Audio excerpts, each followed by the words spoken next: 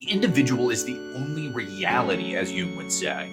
The further we move away from the individual toward abstract ideas about Homo sapiens, the more likely we are to fall into error. In these times of social upheaval and rapid change, it is desirable to know much more than we do about the individual human being. This is where we begin today as we hop into the ideas of a symbol and why they're important. So I hope you join us here today on Circle Theory.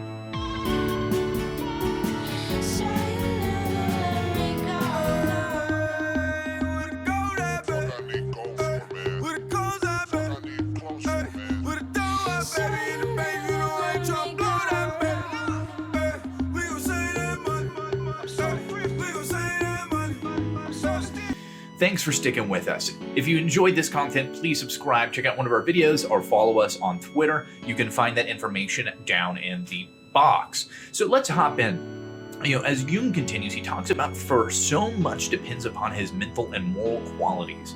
But if we are able to see things in their right perspective, we need to understand the past of man as well as his present. That is why an understanding of myths and symbols is of essential importance. So this is a very Campbellian idea. For Jung, we're suggesting that to understand humans, we need to understand the stories that guide them, the arts, the magic, the systems. These are where we find the essence of understanding. And in times where we're dealing with so much, like we are now, just much like we were in Jung's time, this is of critical importance. So if we want to understand each other, let's start by understanding each other's narratives and stories. They continue. Further, we delve into the origins of a collective image. Or to express in existential language of dogma, the more we uncover a seemingly unending web of archetypal patterns that before modern times were never the object of conscious reflection. Thus, paradoxically enough, we know more about mythological symbolism than any generation before our own. So what the Jungians are suggesting here is that there is these web of archetypes and symbols that tend to be existing across the realm, right? Like from each one of us, we share some collective base of archetypal understandings and ways of interacting with this world. And that in them we can come to understand meaning, and this is a new phenomenon. Even though we were more connected and more drawn by them in ancient times, in the modern era we have become able to study it, to look at it from a new lens. This is the realm of philosophical psychology, right? This is to dive into the symbols that exist within our unconscious and understand them. They continue. True, however, that in recent times, civilized man has acquired a certain amount of willpower, which he can apply where he pleases. He has learned to do his work effectively without having recourse to chanting and drumming to hypnotize him into a state of doing. He can even dispense with a daily prayer for divine aid.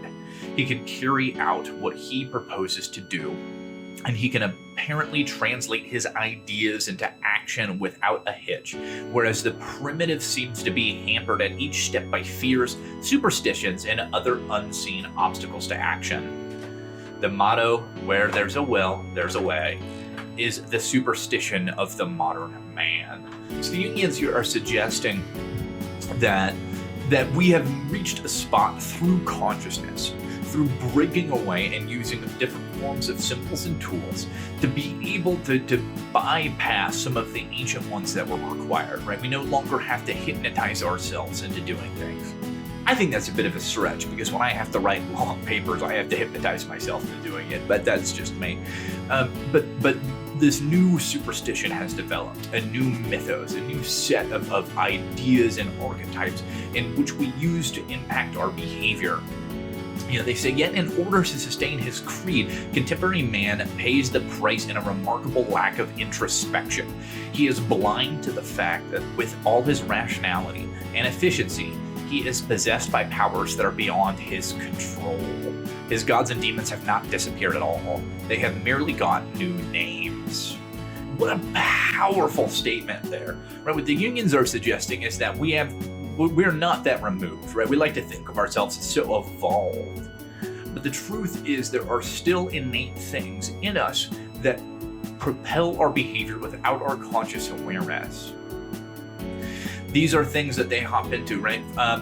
The Jungians say they keep him on the run with relentlessness, vague apprehensions, psychological complications, and an insatiable need for pills, alcohol, tobacco, food, and above all, a large array of neuroses. And so the suggestion is we've now found new things that have impacted our ability to be aware of our archetypal, instinctual, base level beings in favor of a new range of gods. This is a very Gaiman idea, right? The American gods.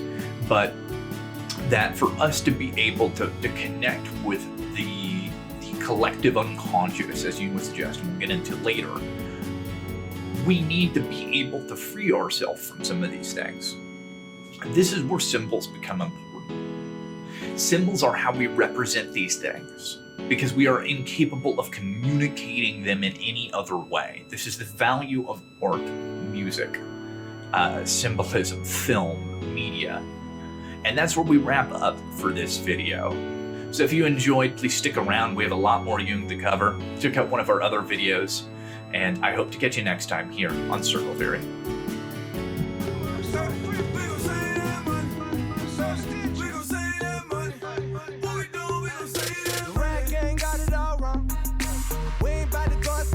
Just to flex on them, we ain't really got it like ya.